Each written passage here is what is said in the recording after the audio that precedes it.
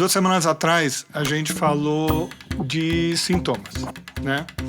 E a gente tem um sintoma muito grande do nosso mundo atual, que é esta coisa do cansaço. Inclusive, isso foi descrito brilhantemente por um filósofo sul-coreano chamado Pyo Chun-han, né?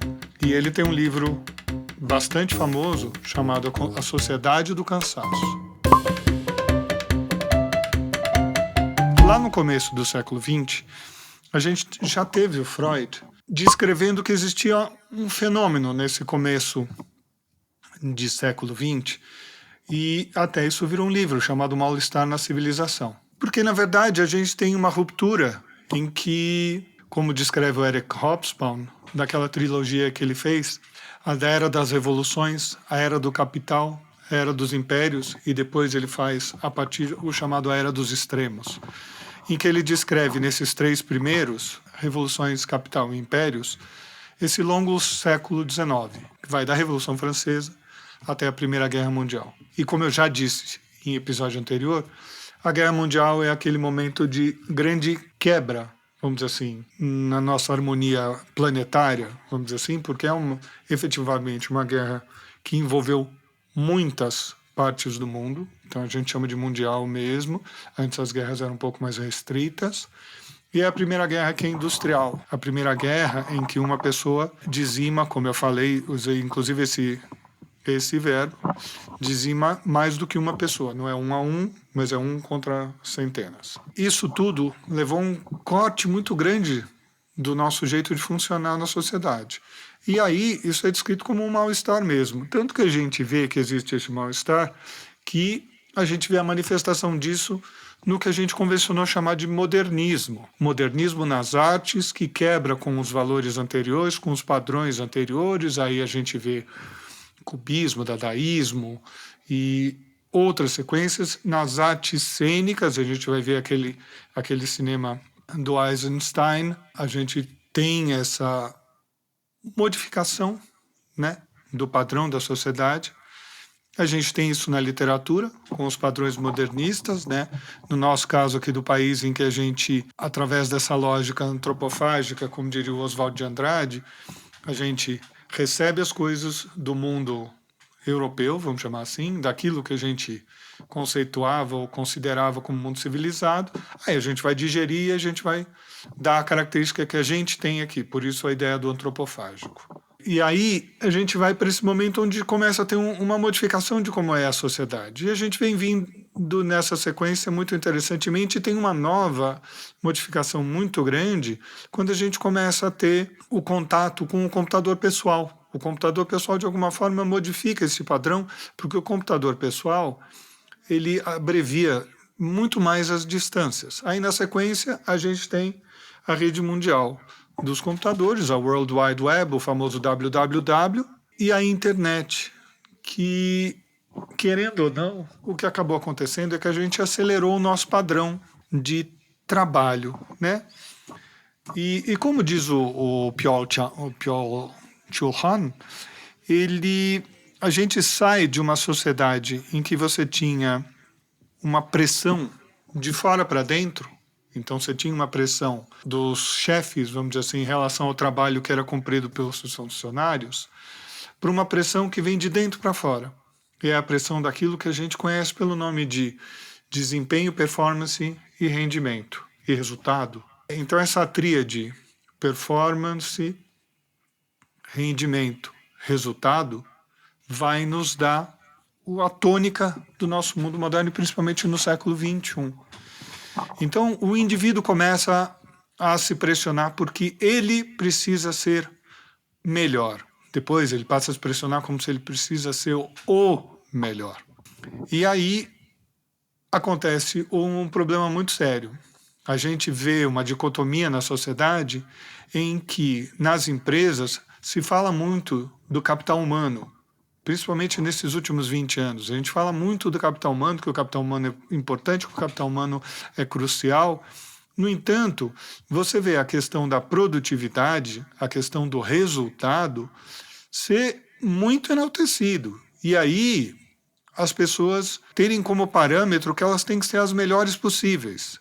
E se eu tenho que ser o melhor possível, eu não posso ajudar o outro, porque se eu já ajudar o outro, ele pode ficar melhor do que eu, né? E aí ele vai ser o melhor. E eu não vou ser ajudado por ninguém, porque ninguém vai me ajudar para eu ficar o melhor. Então tem essa cobrança extrema. E essa cobrança, por conta desse nosso contato permanente de uns com os outros, através da internet, então dos e-mails, através do que a gente tem muito no Brasil, que é o WhatsApp, através dessas coisas, como disse brilhantemente o pai de uma pacientezinha minha, quando a gente começou a pandemia, e aí começou-se com a história de trabalhar home office, né? Trabalhar online e não presencial em locais específicos de trabalho, ele falou, doutor, eu tenho a sensação de que eu como e durmo no trabalho. Então o trabalho invadiu a casa das pessoas. Passada a pandemia, a gente ainda não se recuperou dessa história e o trabalho continua invadindo a casa. E aí nisso, o que acontece? Acontece um cansaço muito grande, porque o teu dia não termina na hora que você sai do trabalho presencial, porque você não sai presencialmente do trabalho. Você, no máximo, consegue fechar o computador, mas se o celular te contar, se te der uma mensagem de WhatsApp, um SMS ou qualquer outra via de contato, você volta de novo para o trabalho. E o trabalho se prolongou em termos de horas. Apesar de que no trabalho online você deveria imaginar, não, beleza, eu começo aqui o trabalho, num determinado horário, eu paro para o almoço é na minha casa, então eu vou perder menos tempo para ir para o almoço e voltar do almoço, pode ser que eu tenha até um descansinho, e depois eu continuo meu trabalho até às 5, 6 horas da tarde, paro o meu trabalho, porque esse é o horário que eu sairia da empresa. Hipoteticamente. Por dois motivos, hipoteticamente. Porque esta coisa da gente modificar o jeito como a gente tem mais acesso às coisas mais rápido e mais fácil, a gente acabou compactando os dias. A gente zipou a nossa vida de alguma forma. De forma que o trabalho que eu faria na segunda-feira da semana que vem, eu já estou organizando hoje. De forma que, se eu mandei uma proposta para um cliente ou aguardo um retorno de um fornecedor, se esse fornecedor não respondeu em 5 a 10 minutos, eu já estou cobrando dele por outras formas, ou por mais uma mensagem, ou por um áudio, ou por um telefonema, para acelerar o processo. Então a gente foi encolhendo os dias, né? A gente foi compactando, na verdade. A gente colocou mais dias dentro das horas. E isso, obviamente, cansa. Né? E, paralelamente a isso, com a questão de você ter mais acesso, com mais possibilidades, inclusive com as ferramentas que a gente tem, e agora, selentado isso com a ferramenta da inteligência artificial, os processos estão muito abreviados e muitas vezes o que acaba acontecendo, e até como a gente teve como reflexo da pandemia, que a gente teve um enxugamento do poder de compra das pessoas, né? Acaba que um setor que trabalhava com 10 pessoas passa a trabalhar com 2. Né? O que, obviamente, é uma sobrecarga de trabalho. Então, eu já estou sobrecarregado porque eu estou usando mais horas no dia. Segundo, eu já estou sobrecarregado porque eu sou mais pessoas no dia. Eu tenho que fazer por mais pessoas, em vez de eu fazer só 1/10 daquele exemplo que eu te dei, você tem que fazer metade, 50% disso. E isso tem levado a cada vez mais a gente ouvir a tal da síndrome do burnout. Queimou a vela até o final, daí a ideia de burnout.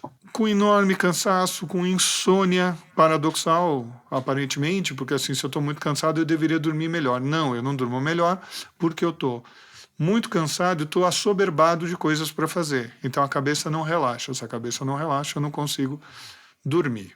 Com uma sensação de que o tempo não está rendendo, de que o dia precisa de mais do que 24 horas, né? De que eu não descanso e de que eu estou com medo permanente de perder o emprego, porque se a máquina começar a fazer o que eu faço, então não precisam mais de mim. E isso gera um problemaço para nós como civilização.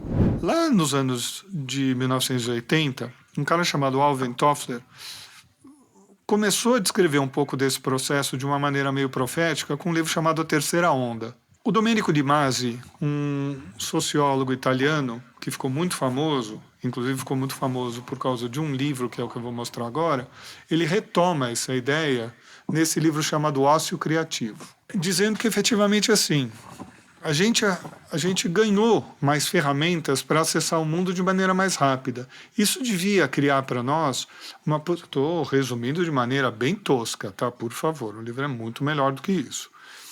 A gente ganhou a possibilidade de encurtar o tempo que eu gasto para realizar as tarefas. Portanto, deveria sobrar mais tempo para o ócio. E aí, como eu falei no episódio anterior, ócio não é vagabundagem. Ócio é aquele momento em que sobra para você se conhecer, para você refletir a respeito de si próprio, né? Para você ter tempo para aprender coisas que podem até fazer uma enorme diferença dentro do teu trabalho, mas são colaterais ao teu trabalho, para você conseguir estar mais perto da família, que é uma cobrança que a gente tem desde sempre no século XX, em que o pai saiu para trabalhar, e aí naquele momento em que a gente não tinha uma estruturação feminina mais forte, mais poderosa e potente como a gente tem hoje, né? Você tinha as donas de casa, as típicas pessoas que eram do lar, prendas domésticas. E isso passa a desaparecer ali a partir da década de 50, 60, até porque as coisas ficaram muito caras, a propaganda em relação às compras e às coisas ficou muito disseminado, então todo mundo ficou o tempo todo com esse desejo, essa sensação de perda, porque eu não tenho tal coisa, porque eu não faço tal coisa, porque eu não fui viajar para tal lugar, porque eu não tenho a bicicleta XYZ, ou automóvel XYZ, ou helicóptero, ou qualquer outra coisa. A meia, a bolsa, o sapato, a calça, tudo isso.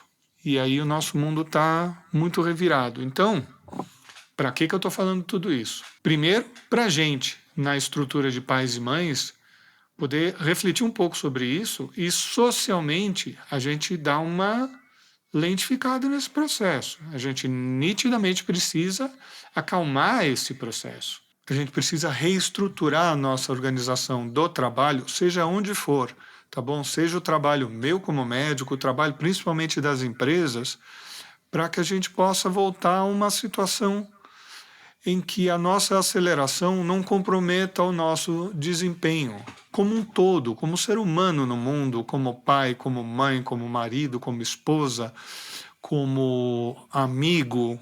Eu me lembro de um adesivo bem antigão de carro que tinha um Snoopy, assim, e do lado estava escrito assim: "Você já sorriu hoje?", né?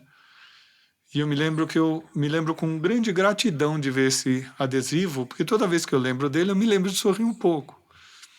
E esse tempero da vida que está no sorriso, ele é fundamental. E aí a segunda questão é que a gente precisa dessa desaceleração, a gente precisa desse processo mais slow life, vamos chamar assim, porque a gente precisa ter tempo para viver com a família, com os filhos, com os amigos. A gente precisa criar brechas para estar brincando com os filhos na época em que eles brincam, jogando com os filhos na época em que eles jogam, conversando com os filhos a partir do momento em que eles já começam a ser interlocutores cada vez mais interessantes, porque é a partir dessa relação que a gente consegue criar pessoas como seres humanos integrais, né? O mundo está muito terceirizado. Então, inclusive, essa semana passada, numa reunião de representantes da escola do meu filho, que já é uma escola Waldorf, em que o esquema é um pouco mais tranquilo, uma pessoa falou assim: mas por que a escola tem que emendar feriado? Porque os pais não emendam feriado. E aí como é que você faz? Onde você põe o filho? Então, na verdade, a escola, ela passou, e todo mundo já sabe disso, de um local onde eu vou lá para aurir um determinado número de conhecimentos, um determinado número de práticas que vão ser importantes na minha vida como um todo, para também ser uma creche modificada, ser um repositório dos nossos filhos quando a gente não tem tempo para eles. E aí as academias também estão nesse sentido. Os escoteiros estão nesse sentido também. Então, enquanto meu filho está no escotismo, eu consigo fazer um trabalho, mesmo que seja sábado à tarde, que é um horário muito comum para o escotismo. Ainda assim, as pessoas vão lá e vão trabalhar. Ou elas vão dormir, porque o filho não está em casa. Fala assim, então não tem a demanda do filho, eu vou dar uma descansada.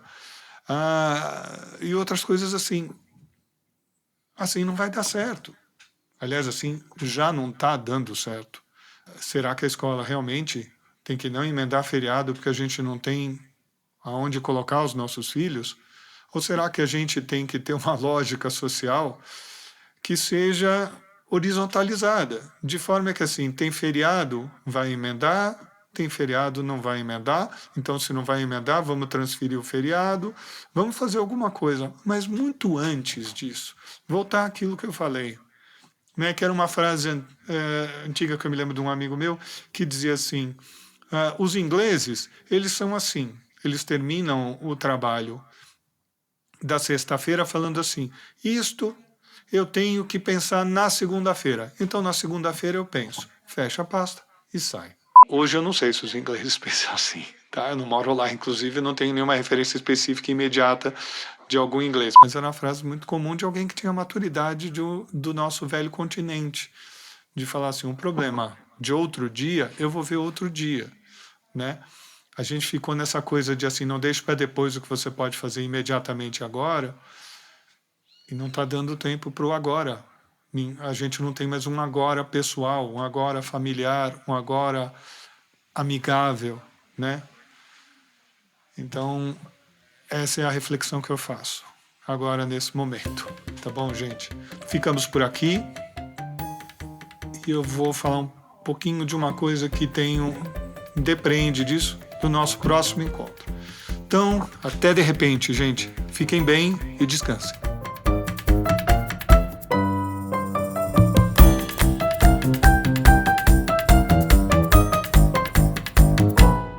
Este podcast foi editado por Felipe Mux.